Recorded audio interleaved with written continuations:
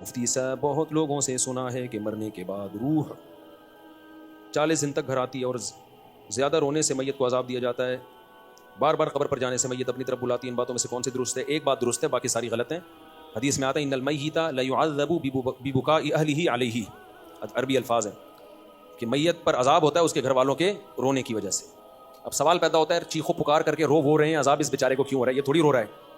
تو علماء نے اس کا جواب دیا ہے کہ اس پر لازم تھا، اس کو پتا تھا کہ جب میرے خاندان میں یہ رواج ہے کہ میں مروں گا تو گریبان پھاڑ پھاڑ کے چیخ چیخ کے پورا محلہ سر پہ اٹھایا جائے گا، تو اس نے اس برائی سے ان کو زندگی میں روکا کیوں نہیں؟ تو گھر کا سربراہ اس برائی کا ذمہ دار ہوتا ہے نا جو گھر میں ہو رہی ہے، اس کو چاہیے تھا وصیت کرتا کہ ہمارے یہ، کیونکہ جن خاندانوں میں رواج ہوتا ہے وہی ایسا کرتے ہیں، جن کے رواج نہیں ہے وہ ایسا نہیں کرتے۔ جب اس کو پتا تھا کہ میرے مرنے کے بعد ہا ہو چیخو پکار رونے کے مقابلے ہوتے ہیں باقاعدہ، جو نہیں رو رہا وہ سمجھتے ہیں اس کو تو محبت ہی نہیں تھی، لہٰذا جس کو محبت نہیں بھی ہونا وہ بھی دکھانے کے لیے رو رہا ہوتا ہے بہت چیخ چیخ کے۔ تو وہ صبر کا حکم ہے، رونے کی اجازت ہے، وہ تو محبت کا تقاضا ہے بھائی، لیکن ایسے چیخنا، عورتوں کی آوازیں گھروں سے چیخو پکار کی باہر جانا، یہ بہت بڑا گناہ ہے، اس پہ اتنی شدید وعیدیں ہیں، یہ اسلام میں جائز نہیں ہے۔ تو اس کو پتا تھا میرے خاندان میں یہ رواج ہے، تو تو نے وصیت کیوں نہیں کی، ان کو روکا کیوں نہیں کہ میرے مرنے کے بعد یہ حرکتیں نہیں ہوں گی؟ تو ایسی صورت میں اس کو بھی عذاب ہوگا جب کوئی روئے گا، کیونکہ اس گناہ کا ذمہ دار یہ بھی ہے۔ یہ بالکل ایسا ہی ہے جیسے بیٹے کی جاب بھی ہے، وہ شادی بھی کرنا چاہ رہا ہے، باپ پھر بھی شادی سے روکے اس کو، تو بیٹے سے کوئی گناہ ہوگا تو باپ بھی اس میں مجرم ہوگا، باپ کو بھی گناہ ملے گا کہ ایک حلال کام سے تو نے اس کو روکا کیوں۔ اچھا، یہ بھی بیٹے بھی عجیب لوگ ہوتے ہیں۔ اب یہ کیس آیا میرے سامنے، ایک لڑکا، بالغ لڑکا، وہ اپنے ابا سے، بے روزگار لڑکا، ابا سے بار بار کہہ رہا ہے ابا میری شادی کر دو، ابا میری شادی کر دو، اور اس کے والد کہہ رہے ہیں مجھے آپ کے کلپ بھیج رہا ہے ہر تھوڑی دیر میں، ابا کے بیٹے کی شادی۔ دماغ کھا گیا نا ابا کا۔ ابا نے مجھ سے رابطہ کیا، میں نے کہا دیکھو اگر یہ آپ کو لگتا ہے نا کہ ایک ذمہ دار بچہ ہے، پڑھائی میں پوری توجہ سے پڑھ رہا ہے، یہ اپنی ساری ذمہ داریاں پوری کر رہا ہے، تو اگر اللہ نے آپ کو مالی گنجائش دی ہے تو اپنے خرچے پہ کر دو، گناہوں سے بچے گا، آپ کو بھی پوتے نواسے ملیں گے، ایک بہو گھر میں آئے گی 2 روٹی زیادہ کھا لے گی، اللہ آپ کو بہت نوازے گا، لیکن بشرطے کہ یہ اپنی ساری ذمہ داریاں پوری کر رہا ہو، نا اہل آدمی نہ ہو۔ لیکن اگر یہ ذمہ داریاں پوری نہیں کر رہا، آپ نے پڑھائی پہ لگایا، وہاں دلچسپی سے پڑھتا نہیں ہے، یہ کوئی بھی کام پہ لگایا کام نہیں، میں نے کہا پھر یہ حماقت نہ کرنا کہ شادی کرو اس کی اپنے خرچے پہ۔ وجہ اس کی ہے کہ جس دن آپ نے اپنے خرچے پہ شادی کی یہ اور سست ہو جائے گا کیونکہ ساری ضرورتیں پوری ہو گئیں۔ میں نے کہا پھر یہ میرے کمانے والے بیانات نہیں سنے گا کہ کما کے کھانا چاہیے، ابا پہ بوجھ نہیں بننا چاہیے، یہ والے نہیں سنے گا، یہ صرف بچے کثرت سے پیدا کرنے والے بیان سن کے اس کا پورا فوکس بچوں کی سپیڈ پہ ہوگا، کیونکہ بچے پیدا سپیڈ سے ہو رہے ہیں اور رسپانسبلٹی کس کی ہے؟ آپ کے ابا کی ہے، ذمہ داری تو ہے ہی نہیں، تو اب خالی کرنے دھرنے کا ہی کام رہ جائے گا اس کا۔ میں نے کہا کمرے سے نکلے گا ہی نہیں ہے، کیونکہ ناشتے کی ذمہ داری آپ کی، بہو کی بیماریوں کی ذمہ داری آپ کی، ڈیلیوری کا خرچہ، بچے پیدا ہونے کے جو خرچہ ہوتا ہے، آپریشن ہو رہا ہے یا نارمل ڈیلیوری ہو رہی ہے، سارا آپ کا۔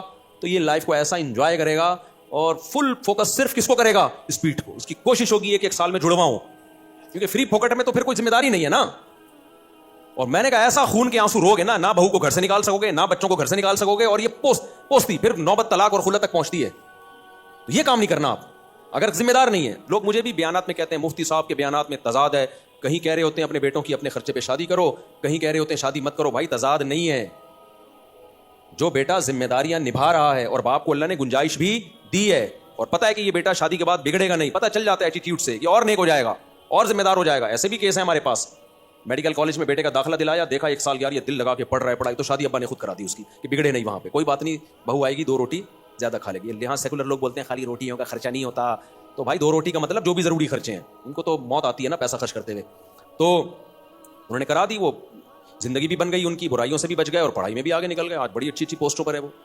لیکن ایسے بھی ہیں کہ بیٹا اپنی ذمہ داریاں پوری نہیں کر رہا تھا، تو میں نے باپ کو منع کیا بھائی اس کی شادی نہیں کرا دینا، اس کو بولو کما خود شادی کر اپنے خرچے پہ، لیکن ابا نے کہا نہیں بھائی برائیوں میں پڑے گا، یہ ہوگا، ابا نے کرا دی۔ پھر ابا جو خون کے آنسو روئے ہیں، یہ تو اور سست ہو گیا مفتی صاحب، تو جمعہ بھی نہیں پڑھتا، پڑھا ہی رہتا ہے کمرے میں، تو جمعے سے بھی گیا، اور بچہ پہلے ہی سال آ گیا، شادی کو 9 مہینے ہوئے بچہ مارکیٹ میں، کیونکہ اس کو پتا پیدا ہوگا خرچہ کون اٹھائے گا، تو پھر نکالتے رہو اسپیڈ سے۔ میں نے کہا اس سے پہلے کہ مزید 4-6 پروڈکٹ مارکیٹ میں آئے، میں نے کہا اس کو گھر سے نکالو۔ پھر بھی میں نے ان کو مشورہ دیا، میں نے اس کو گھر سے نکالو، اس کو الگ گھر لے کے دو۔ بولا بیوی کو تیری بیوی پریگننٹ بھی وہیں ہوگی، بچہ بھی وہیں پیدا ہوگا اور تیرے خرچے پہ ہوگا، کما جیسے تیسے۔ میں نے کہا ورنہ ایسا اپاہج بنے گا نا، انہیں ان کی سمجھ میں آئی بات، وہ پھر ہو گیا ایسے، اتنے بیزار ہو گئے وہ، پھر وہ طلاقیں ہوتی ہیں، علیحدگیاں ہوتی ہیں، کیا کہ کورٹ کچہری کے چکر۔ تو جہاں آپ کو یہ خطرہ ہو کہ بچہ بگڑے گا تو پھر نہ کریں۔ تو میں ان کا واقعہ مکمل کر کے پھر اب ٹاپک کی طرف آتا ہوں۔ تو میں نے ان سے اچھا، وہ کہہ رہے میرا بچہ پیچھے پڑا ہوا ہے، نہیں شادی کرا دو۔ میں نے کہا پھر اس یہ ذمہ دار اگر نہیں ہے نا تو نہیں کراؤ، اس کو بولو پہلے کما اور اپنے خرچے پہ کر۔ تو یہی ہوا, اس نے کمانا شروع کیا, اور مجھے پتا تھا جب یہ کمائے گا نا تو پھر شادی نہیں کرے گا یہ, کیونکہ اب اپنے خرچے پہ ہو رہی ہے نا. تو جب اس کی تنخواہ آنا شروع ہوئی تو میں نے اس کے اباس سے, لڑکے کے اباس سے کہا, اب بولو بیٹا اب تمہاری تنخواہ آ رہی ہے تو اب میں تمہاری شادی کر رہا ہوں تمہاری تنخواہ پہ, خرچے پہ. تو وہ صاحب مجھے کہنے لگے, میں بیٹے سے کہتا ہوں, بیٹے کہتے ہیں نہیں ابھی نہیں میں نے کرنی, ابھی میں نے نہیں کرنی. اب کہاں گئے مفتی صاحب کے بیانات. تو پتہ چلا مفت ہو رہا ہے, مفت پھوڑنے کی عادت, دوسرے کے خرچے پہ تو بھائی شادیاں بھی کرو, بچے بھی اسپیڈ سے. اگر کوئی آپ کو کہے کہ سسرال 4 سسرال آپ کو ملیں کہ ہم آپ کو گھر بھی دیتے ہیں, گیس بجلی کا بل بھی دیتے ہیں, اور نان نفقہ بھی ہمارے ذمے, 4 آ جائیں نا, 4 سسرال آ جائیں آپ کے پاس کہ ہم اپنی بیٹی آپ کو دیتے ہیں گھر کے ساتھ, گیس بجلی کے بل کے ساتھ, صبح ناشتہ بھی ہمارے ذمے, پریگننسی کے جو خرچے ہوں گے بیماری میں وہ بھی ہمارے ذمے, بچہ پیدا بھی, تعلیم بھی ہمارے ذمے. بھائی کون ہے پاگل جو نہیں کرے گا؟ شروع میں تو لگے گا بےغیرتی ہے, لیکن آخر میں کیا ہے, چلو یار بےغیرتی کے ساتھ ہی ہو لیکن ہو تو رہی ہے نا. کیا خیال ہے, سب کہیں گے بےغیرتی ہمیں دل و جان سے قبول ہے. وہ میں لطیفہ سناتا ہوں نا, ایک آدمی سے کسی نے کہا کہ تیرے لیے ایک رشتہ ہے لیکن تجھے گھر داماد بننا پڑے گا. اس نے کہا یہ بےغیرتی, سسرال کے ٹکڑوں پہ پلوں گا, قبول ہے. تھوڑا ڈیپ میں جا کے جب سوچا نا یار بےغیرتی تو ہے, فائدے کتنے ہیں اس کے یار, فائدے کتنے. تو وہ بچے کی جب تنخواہ آئی ہے تو وہ والد صاحب کہہ رہے ہیں کہ اب نہیں کر رہا. میں نے کہا اس کا مطلب پہلے ہمارے بیان کی ترغیب کی بیس میں نہیں کر رہا تھا, فری پھوکٹ میں بہو سب کو, بیوی سب کو اچھی لگتی ہے. اب جب خرچہ آیا ہے تو اس کو پتا ہے یار آدھی تنخواہ تو گھر میں چلی جائے گی, تو یہ اخلاص سے نہیں کر رہا تھا. تو اس لیے خلاصہ یہی نکلا کہ جو بچہ ذمہ دار ہے ماں باپ کو چاہیے کر دیں یار, جو نہیں ہے پھر نہیں کریں. اور وہ حالات سے ماں باپ سے زیادہ اپنے بچوں کو کون پہچانتا ہے. بات کیا چل رہی تھی جس پہ میں نے اتنی لمبی تقریر کر دی؟ ہاں, تو میت کو جو ان المیت لیعذب ببکاء اہلہ, تو اس کا مطلب یہ ہے کہ جس کو پتا تھا میرے مرنے کے بعد یہ سب کچھ ہوگا لیکن پھر بھی اس نے منع نہیں کیا خاندان والوں کو, تو اس کو پھر تکلیف ہوتی ہے. جتنا چیخو پکار ہوتی ہے اس کو فرشتے مارتے ہیں, بولتے ہیں تیرا کیا کرا ہے, تیری تربیت ہے.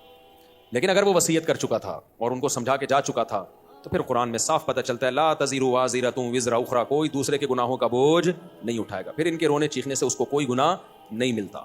سمجھتے ہو؟